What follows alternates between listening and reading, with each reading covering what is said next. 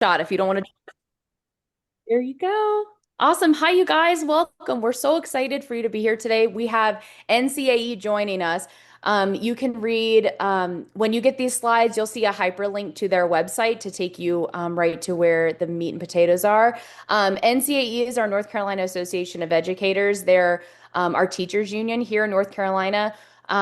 We know public education is suffering these days. We have teachers and students who really need support, and NCAE is on the forefront of that, making sure that teachers and kids get what they need. We have some amazing speakers with us today. You can see them listed here. We've got Destiny, Cecilia, who is the school librarian at my school. Woohoo! Tamika's here, Christina and Nicole. We've got tons of people here to present about what's going on with public education here in North Carolina and to answer your questions. So we're going to go ahead and turn it over to Destiny, who's going to share her screen. If you have questions, let us know, and they'll give us some opportunities to chat today. Thanks, y'all. Welcome. Good morning, everyone. I'm about to share my screen, so we are going to hope that technology is in our favor today. Alrighty. Is it coming up the way it said it did the first time? It does have the block at the top, but it might not be as it looks good now. Perfect. Okay, perfect. Hi, everyone. My name is Destiny Butler. I am a community advocacy organizer here with NCAE, and I'm super excited for us to just spend the morning talking about the state of public education in North Carolina. And so we're going to go ahead and kick it off, and I'm going to let the other guest speakers introduce themselves, and then we'll hop right into it.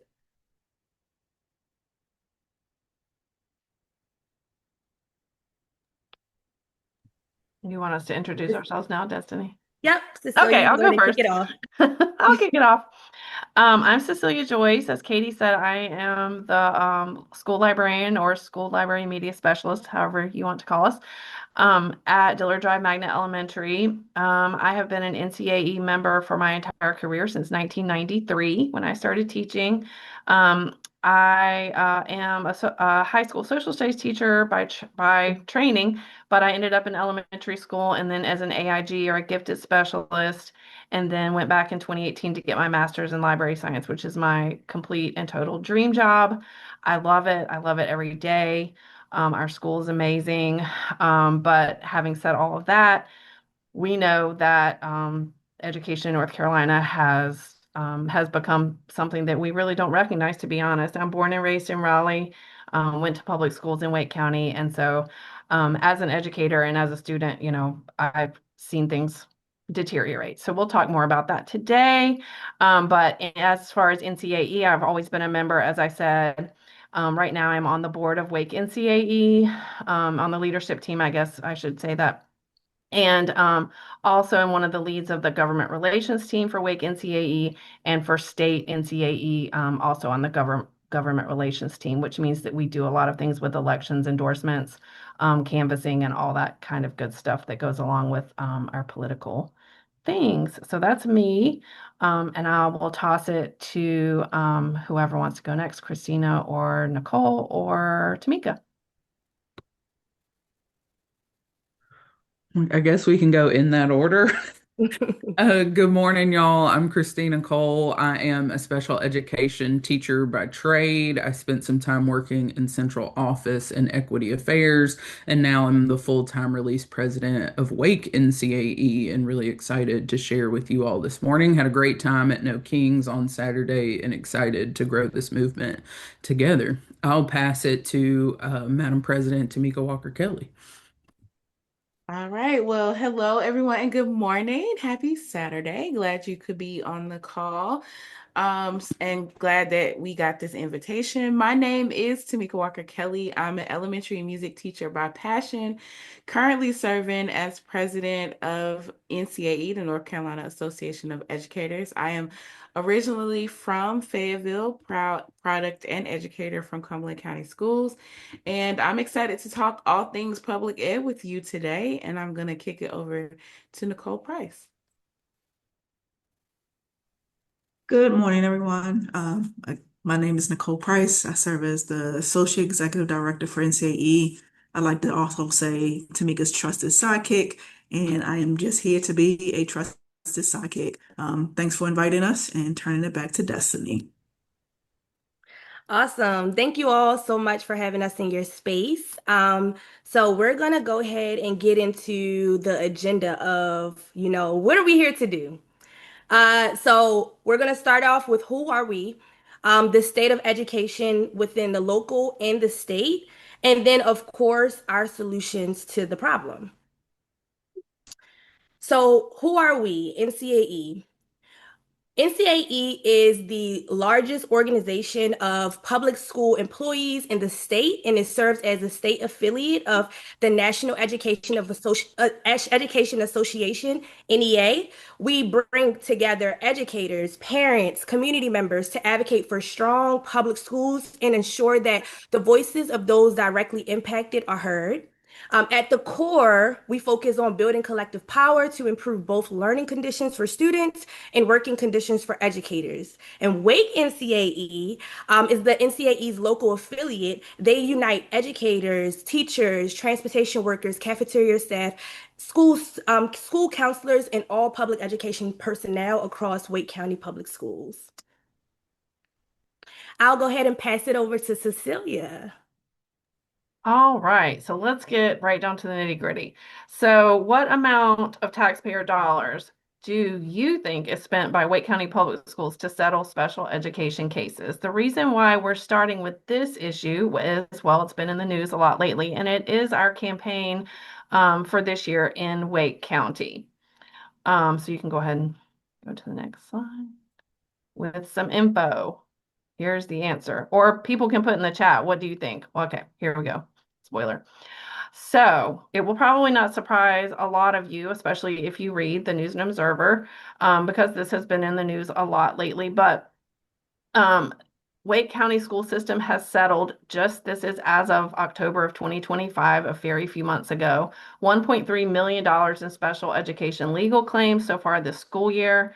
From 2014 to 2023, $5 to $6 million is estimated for due process lawsuits, including compensatory services, tuitions, attorney fees, reimbursements, and all those types of things. The reason why we bring this up is because special education funding has been declining, and the supports that are in place for our most vulnerable students are in danger and we're in critical times with them. Excuse me so much. It's that pollen we've been talking about. But yeah, so on and on you have seen in recent times, and because of the issues that are facing special education students and educators in Wake, and because of our campaign this school year, there has been a lot more of these reports. So there have been issues. You may have seen some of the reports of issues with students and their transportation, issues with restraint, seclusion, suspensions, which I will mention is mostly on our Black and Brown students, in large part, and our most vulnerable students, as you probably know. So a lot of this data is not looking good for Wake County. And while, we have so many pluses as a wonderful public school system and the 10th largest in the country, we do have huge issues with our special education programs, mainly because of the cuts and cuts and cuts that we've seen. So yes, these are just a few examples.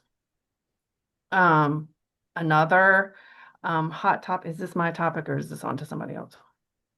Sorry, I can't remember. No, it's okay. So I have a question for you all to get your blood flowing in the chat. And I know that there's a few of us here today, so if you feel compelled to come off mute, please don't be shy. Who benefits the most from the North Carolina General Assembly decision to expand vouchers? Who do you all think benefits the most? I'll give you all a few minutes to put it in the chat.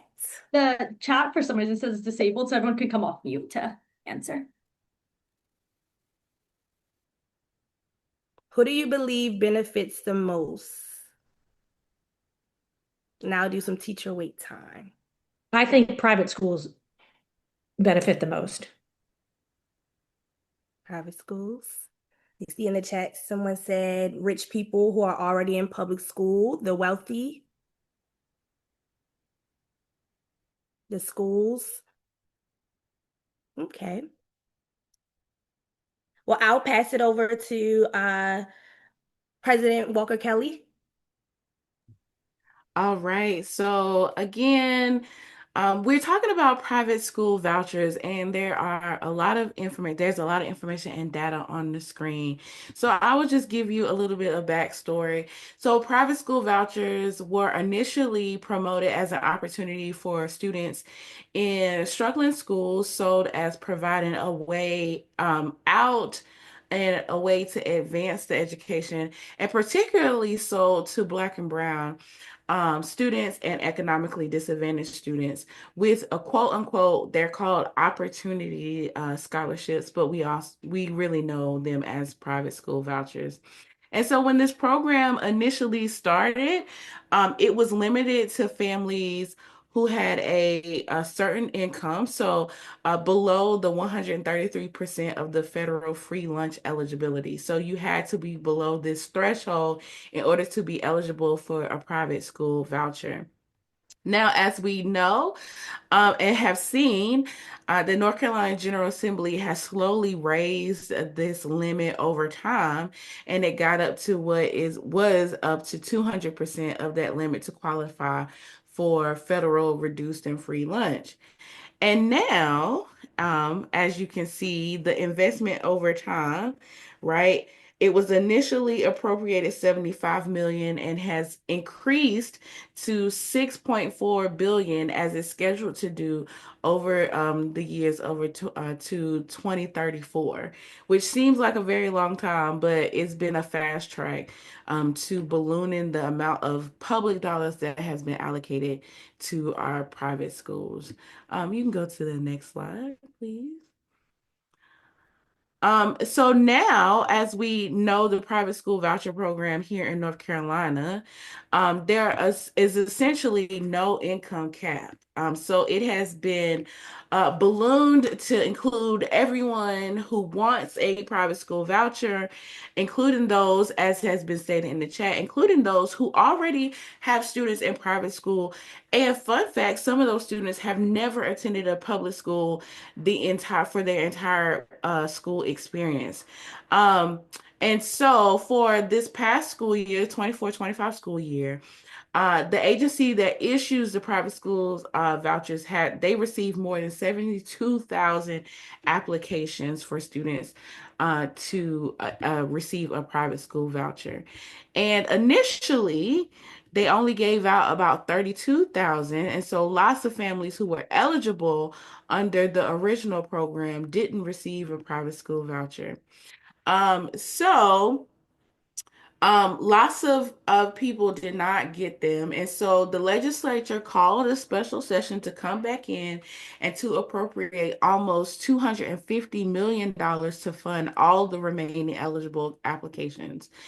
So now at this current time, we have about 100,000 students who are currently enrolled in some sort of private school institution receiving public tax dollars, yours and mine's, right?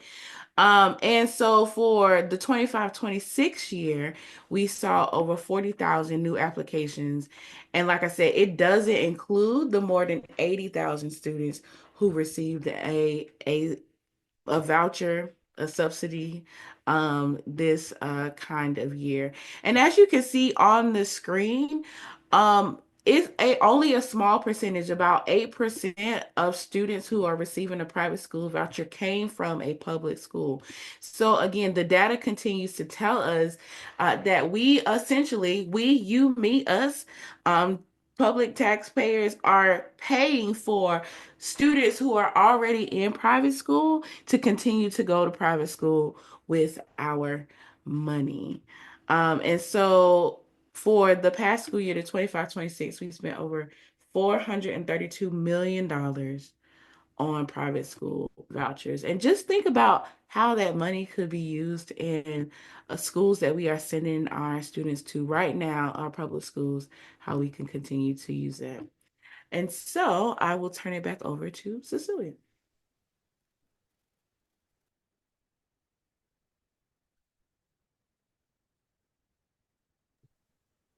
You unmute yourself, Cecilia. Joyce.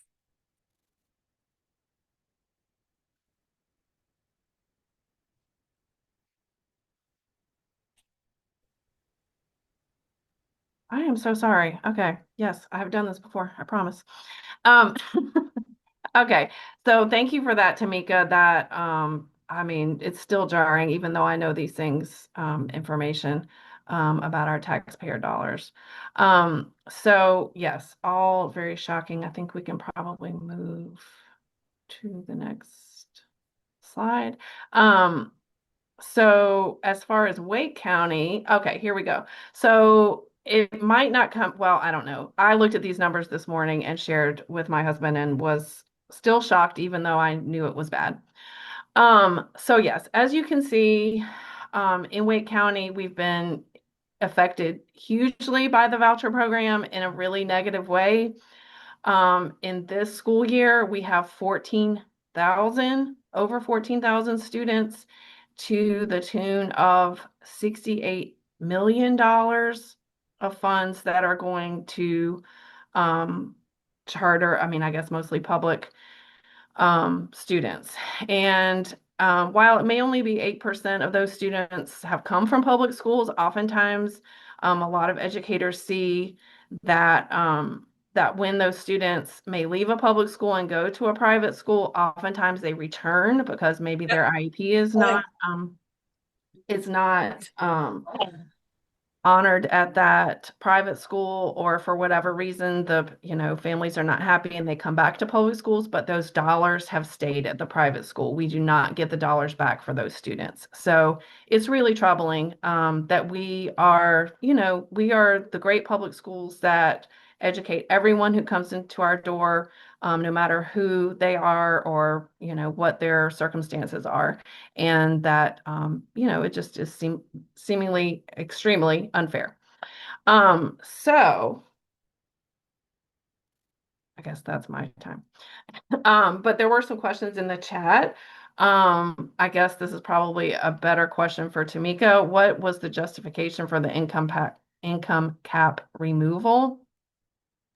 My apologies, Cecilia. Something That's okay. happened on my end and it flipped No, over. But if you wanted no. to go back into this part, I then I mean, can it's up do to everybody if they want to see, that. if they want to see those crazy numbers again. I'm fine with you going back to it. It's horrifying, but I mean, it's definitely an issue that everybody should know about. So, but maybe Christina or Tamika can speak more to, I don't know why the General Assembly would have justified, or what rational justification they could have had for having the income cap removed. I don't know what they said about that.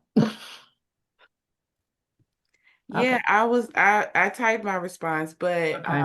so many of the lawmakers who are proponents of what they call school choice, quote unquote school choice, say that there was increased demand around wanting to be able for people requesting private school vouchers, and they wanted to be able to meet that demand. And many of you may have seen during the time there were lots of families holding press conferences and things about how they couldn't wait to get off the wait list.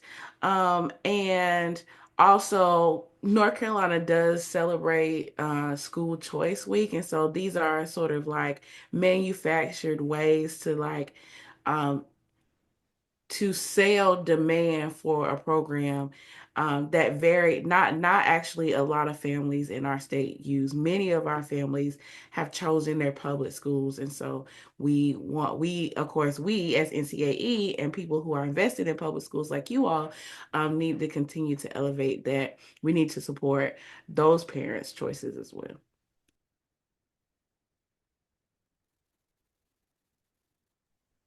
And I see a question in the chat from Susan. If you can stay off mute really quickly, Tamika. It says, does private schools also include charter schools? when you were doing your?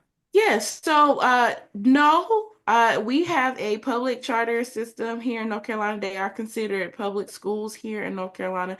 There are places across the country where charter schools are run by private organizations, but here in North Carolina, charters are considered public schools. Although, like I said, and they don't have to abide by the same sort of stringent requirements and transparency and accountability measures that traditional public schools do. All right. So this is also the interactive portion of it, where we're getting down to us talking about the corporate tax rates. So if you could put in the chat, the corporate tax rate that is scheduled to drop to what percent by 2030? What do you think the corporate tax rate is scheduled to drop to by 2030? I have someone in the chat. Katie said 0%. Liz said it's zero which way?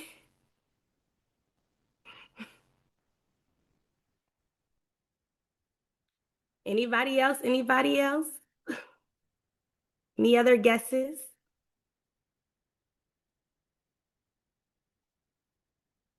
Well, Katie and Liz, you are absolutely correct.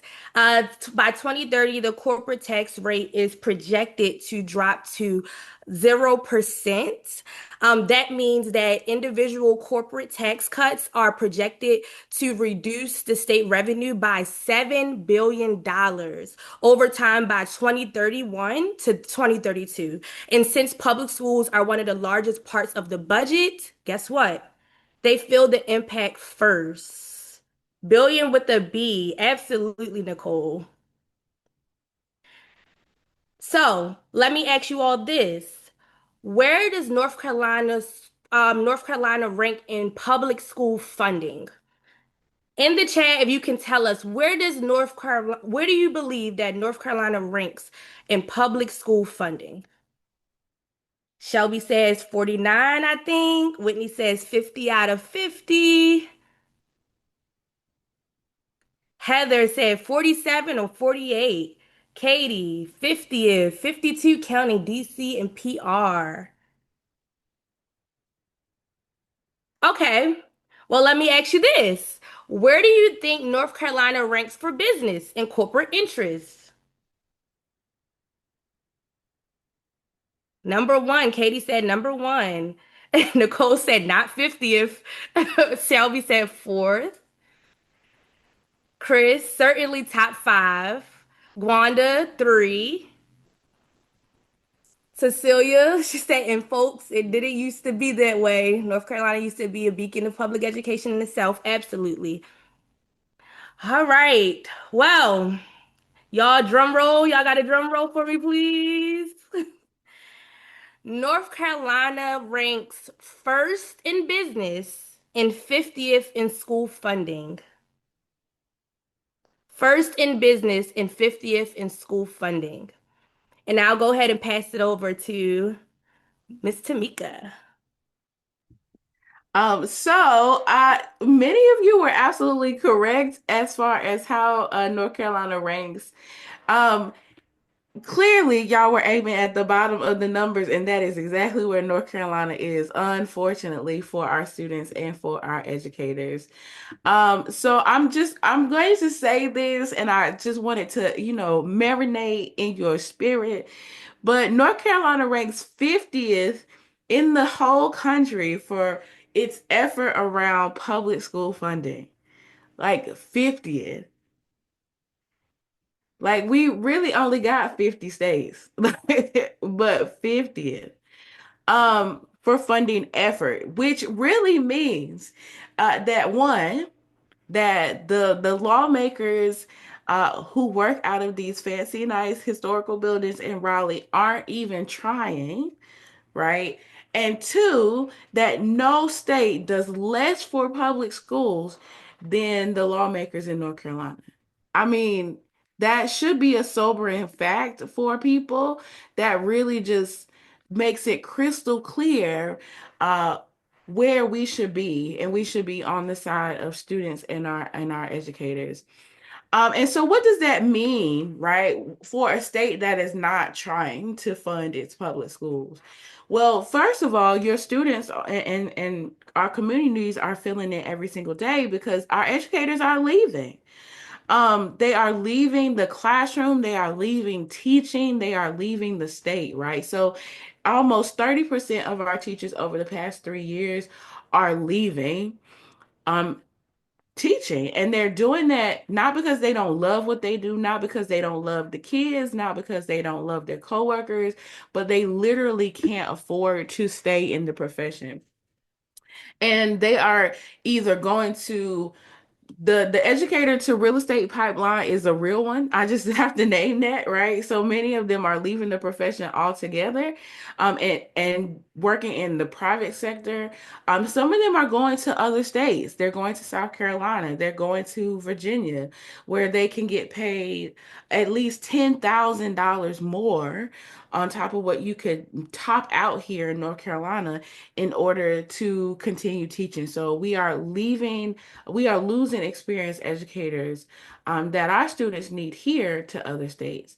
Class sizes are growing. Our classes are getting big. The ratios, in order for our students to have really great one-on-one small group instruction, sometimes the class sizes are getting humongous.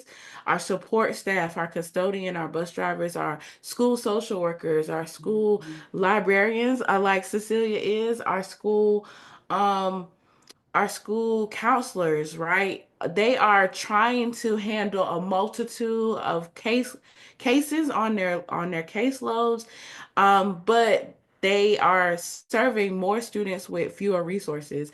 And so our students, right, are being affected by this because um, it's not a failure of what our educators are trying to do, it's a failure of our politicians or our elected officials doing the right thing.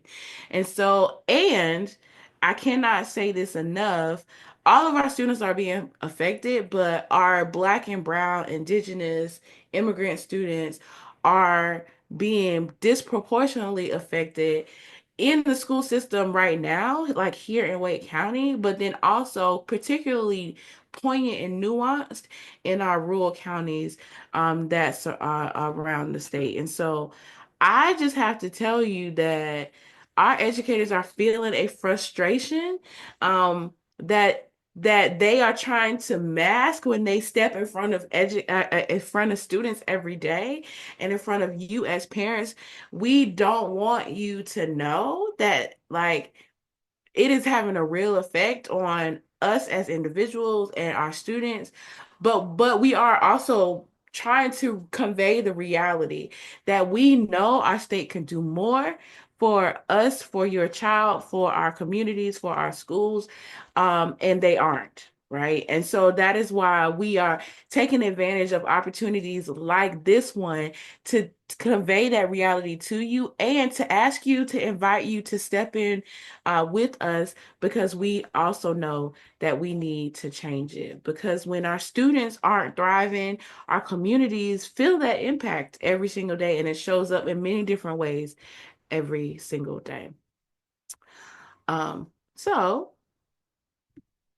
I want to know, like, when you hear about the things such as the corporate tax cuts, when you hear about the expansion of private school vouchers, when you see and hear about overcrowded classrooms in our schools, and then also by the ways that our students are fearful to come to school at all because of the way that our federal government has deployed ICE agents and Customs and Border Patrol into our communities and neighborhoods. How does that make you feel? You can type that in the chat. You can come off mute. Like, when you sit in all of those things that are coming together to impact our public schools and our public school students, how does that make you feel? And I'll let that breathe for a minute. Mhm. Yeah. Laura said very angry, furious, scared about the future of our kids. Cecilia, horrified and disappointed. Nicole, angry, frustrated. Absolutely. I seen Cindy put an emoji, frightened, angry. How do we come this far into the deterioration of public education? Katie said, so sad. Education and anything regarding children should not be political or hyper-partisan. Every child deserves a good public education, no matter where they live or who they are. Cecilia said, motivated. Gwanda said, frustrated and scared. Heather, disappointed. Katie, I'm just very angry. Thank you all for sharing that. I will tell you that yeah, it is incredibly frustrating. It is deeply disappointing. And yet we should feel motivated. We should not. I was having a conversation the other night with the general public, about Leandro, of course, which, as y'all know, as Liz said earlier, coming off a really challenging time, right, with the state Supreme Court um dismissing, essentially throwing out the Leandro case over the past 10 years or so.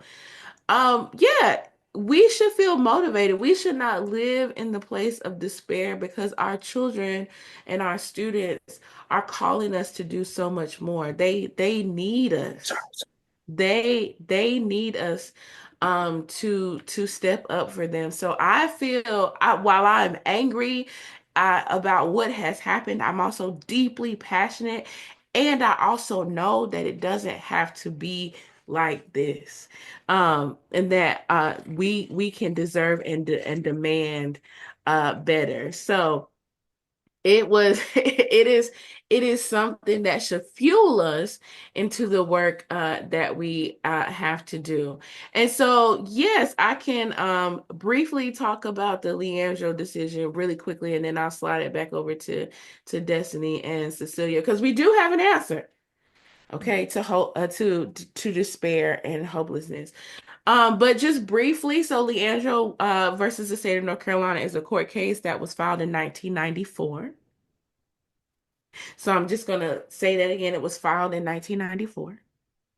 And five families sued the state of North Carolina to say that their students in these particular rural counties, Hulk, Halifax, Cumberland, um, Northampton, and Robeson County, said that their students were not getting the same adequate resources to be able to have access to a sound basic education that the Constitution requires, like other students in other school districts across the state. And in 1997, in 2000, I would say 2008 and 2017, the state Supreme Court ruled that that is correct, that is the truth, that the state was not adequately funding their constitutional right to a sound basic education. And in 2026, on Thursday, after hearing the case for a fourth time in 2023, the North Carolina State Supreme Court ruled in favor of the General Assembly, that essentially said that the court cannot tell the General Assembly to adequately fund schools and enforce the constitutional rights of our students. That the court cannot tell them that they are in violation of the state's constitution. So essentially wiping out any legal wins and work that had been done since 2017. So what it does, though, it makes really important and clear the political path and the electoral path forward. Um, and so that is why the next Supreme Court elections in 26 and 28 are going to be really, really important.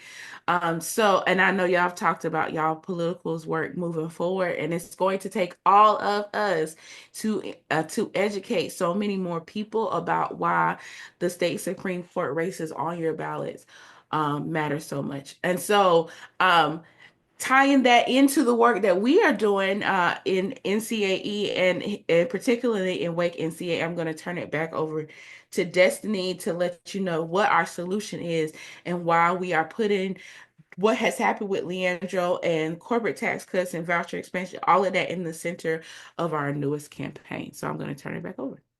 Thank you so much. I just need us to take a second to just breathe.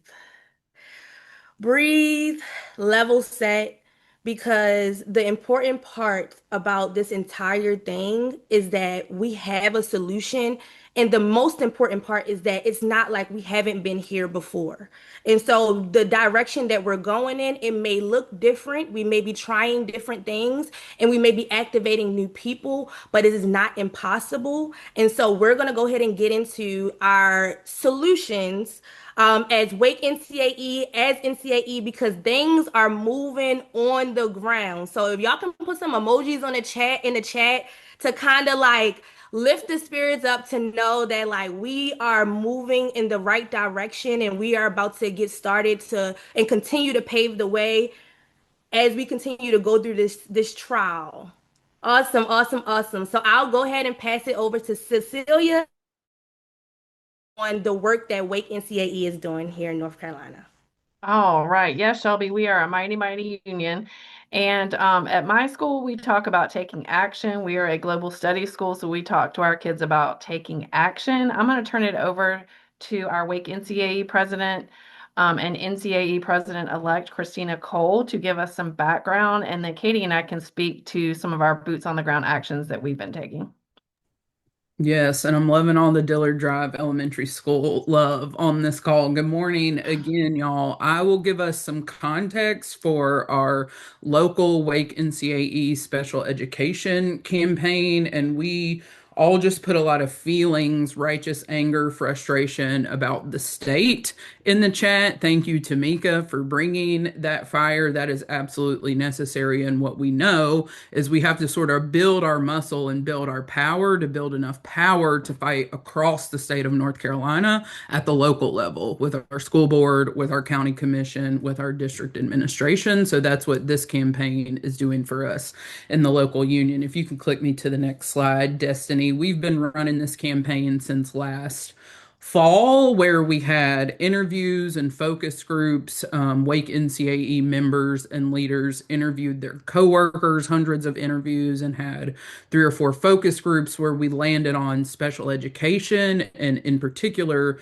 behavior supports for our most vulnerable students as a deeply and widely felt issue among Wake County staff. So we ran a petition starting last November and got over 2,000 signatures from staff and several hundred more from parents and community members. And we delivered that petition, those photos on your screen, on February 6th. We delivered it directly to Superintendent Dr. Taylor and School Board Chair Tyler Swanson and Vice Chair Sam Hershey, with our 7 demands there on the screen that include additional staff, paying special education staff incentive pay so we can recruit and retain them, decreasing caseload caps because we hear a lot from our special ed teachers. I have too much paperwork, I'm doing too many meetings, and I can't actually provide instructional support to students.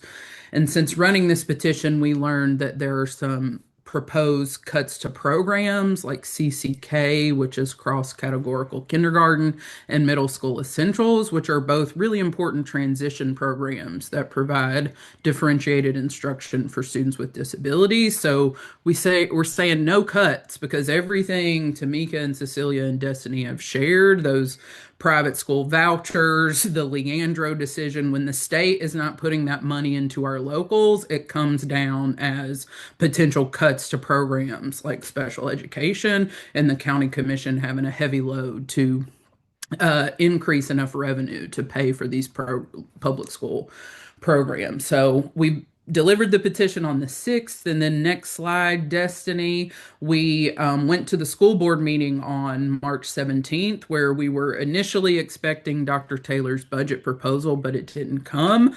What did come that day was an email from Lisa Allred that said they being the school system, was proposing $18 million in cuts to special ed programs and up to 130 special ed positions, which was really a punch to the gut gut right before going in to testify about how important these programs are. But the union team absolutely killed it at this meeting. We had over 11 storytellers, parents, workers, even some parents who weren't there to speak about this issue spoke about the issue.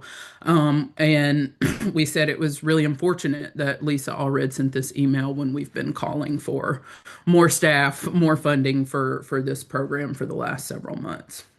So, 2 days after this school board meeting, we had walk ins all across Wake County Public Schools at over 15 schools, I think, where we had a rally and pickets and chant, all these beautiful signs with parents and students saying, don't cut these programs, fully fund special education. And I'll kick it to Cecilia and Katie, and maybe even Shelby, who's on the call, to share what was it like to have a walk-in at Dillard Drive? What was it like to take this powerful action together?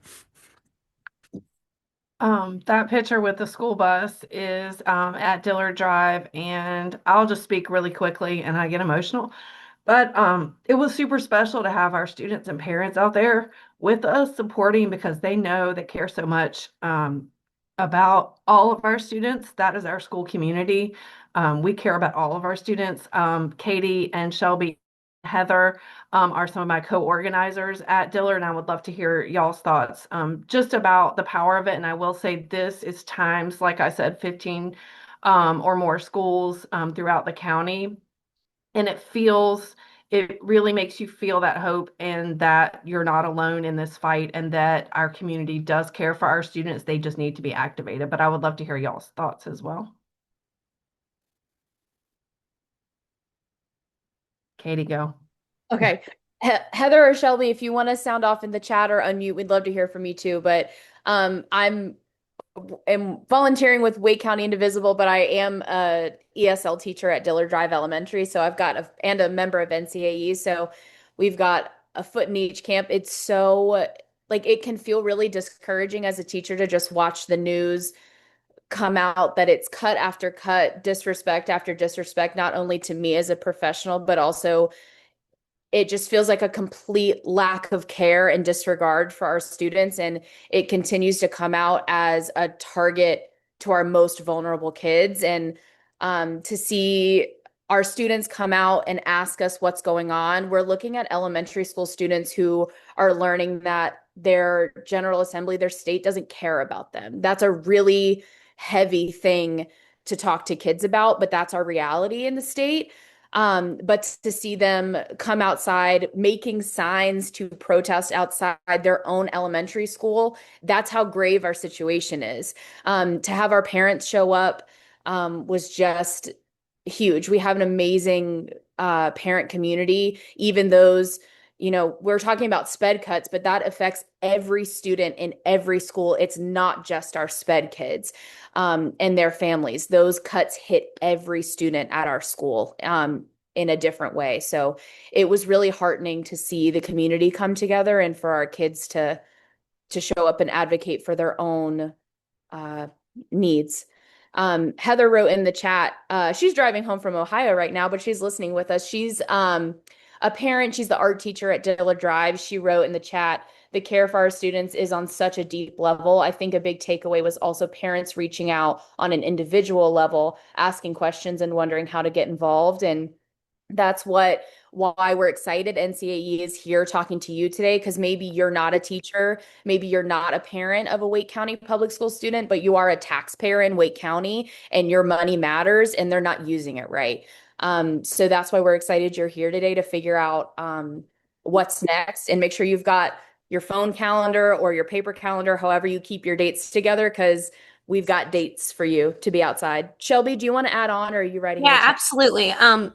It's very similar to what y'all have been saying. Hi y'all, I'm Shelby. I'm the music teacher at Dillard Drive. And yeah, it was an amazing time. Also the fact that we had a bunch of cars, honking their horns. We could feel the support even just from people that were driving by for their normal, morning commute.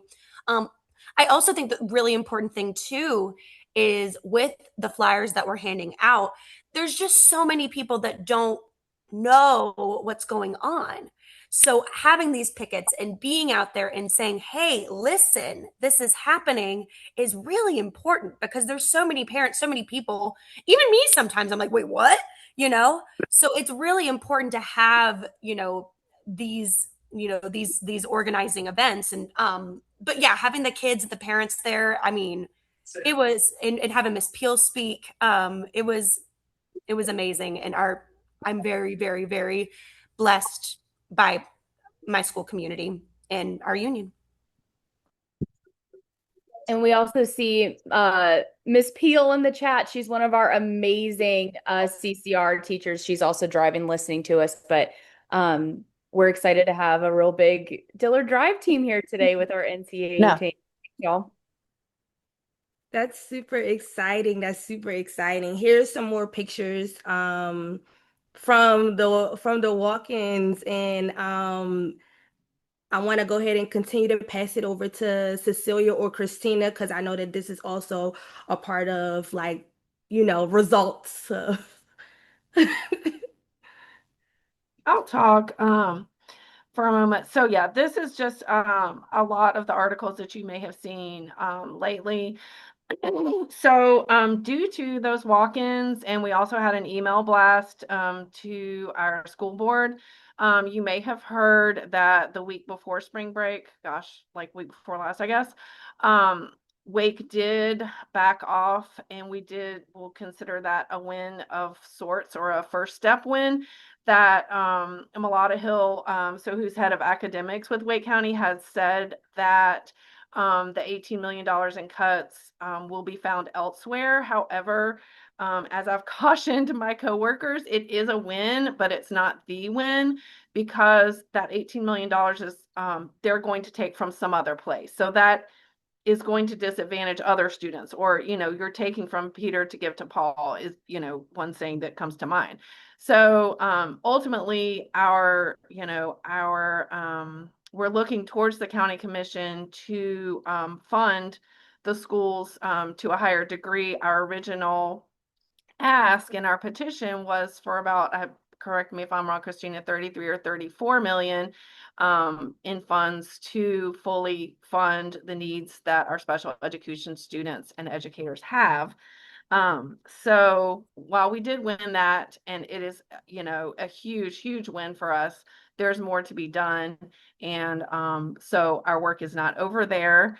And while we have saved some teaching positions, there is still vulnerability with our CCK, which is our cross-categorical kindergarten, which is extremely effective program that's great for those early learners. So that we haven't heard if that is still vulnerable or has been saved. And also our essentials program, which is in middle school, which sets kids up for success, special education students up for success in high school. So we don't know if those have been saved. And we do need more behavioral support positions and lower caseloads and so many things. Ms. Peel, please put you being the expert, please put some information, or come off mute if you would like to at the end of this slide. We would love to hear from you. And I'll just say, I've known Miss Peel a long time. We've worked together for a long time. She's amazing. She's our teacher of the year at Dillard this year and does an amazing job.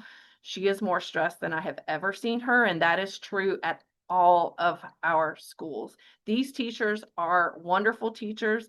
They are overloaded with paperwork and phone calls, and IEP meetings. To do this job right is extremely complex. And they're just short-staffed. They're doing more with less. I'll just say that in a really simple way. She's amazing, but she needs more. She needs more resources. She needs a lower caseload. She needs help. And ultimately it's our county commission that can help out with that.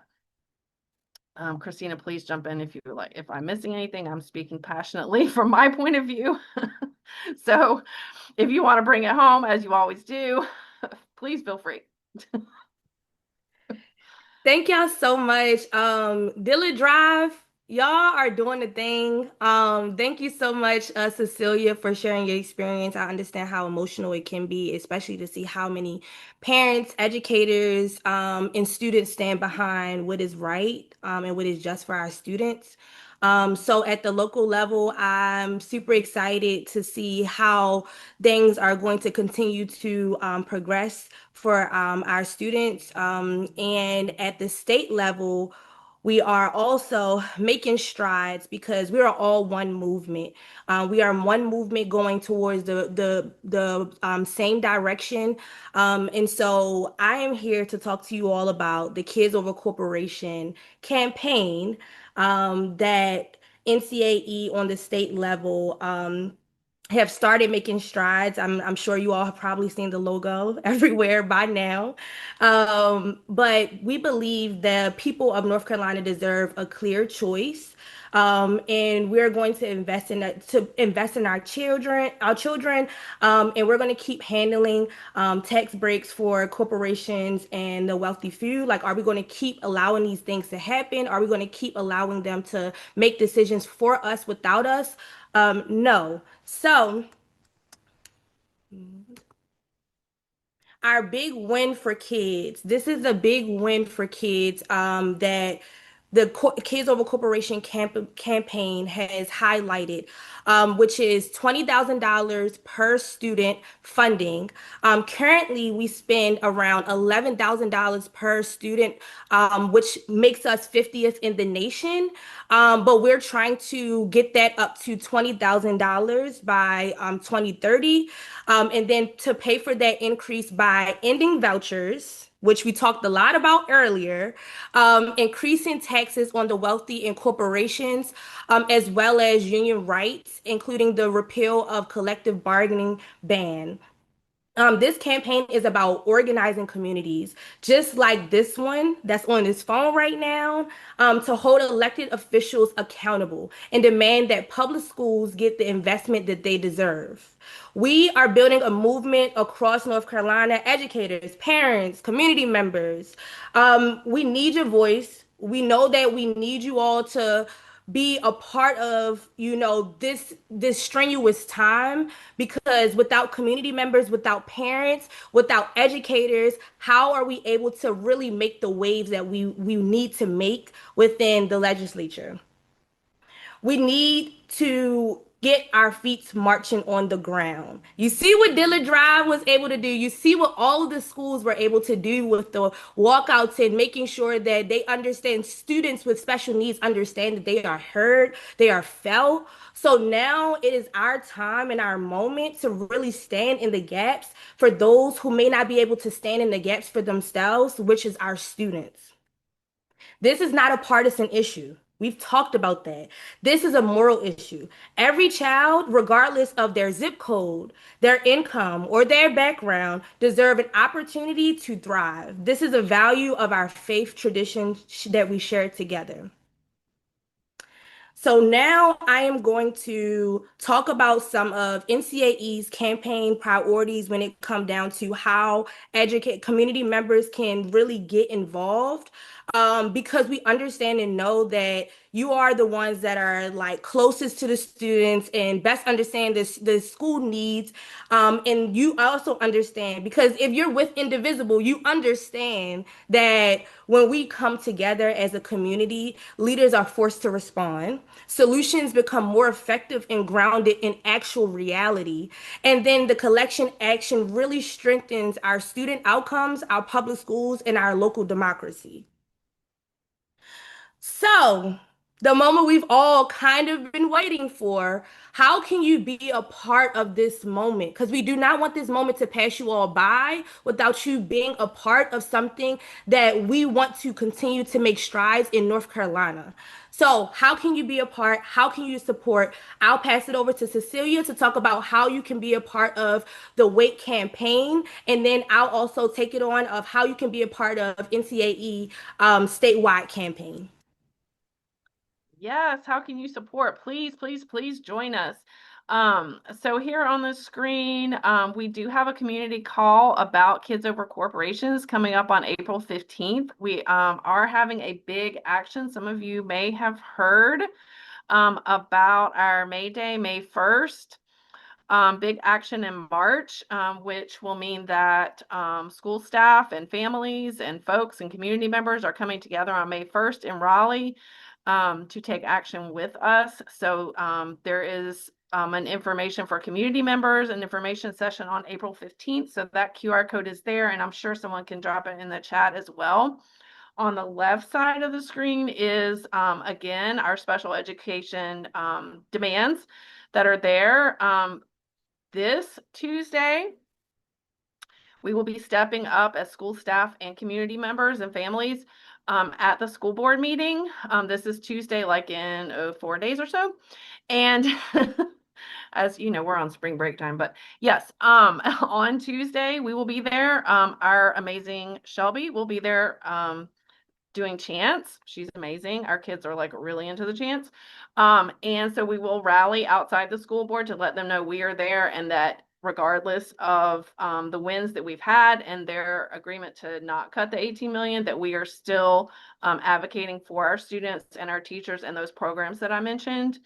So anyway, that will be a big turnout. We're happy and would love to have as many folks there as possible because what we know in the union is that when we show up in numbers, that is when change happens.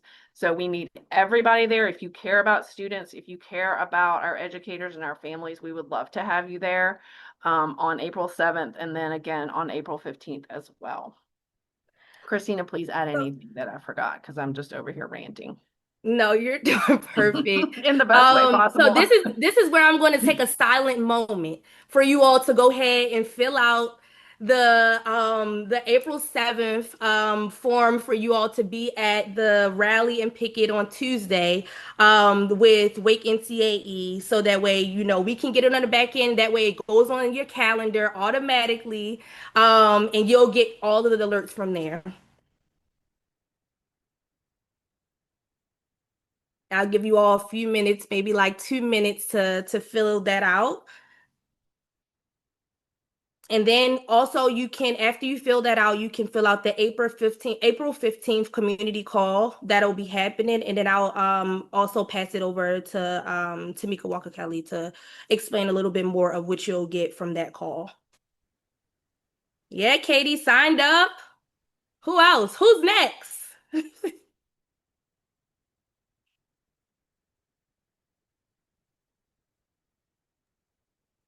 Whitney signed up. Awesome, awesome.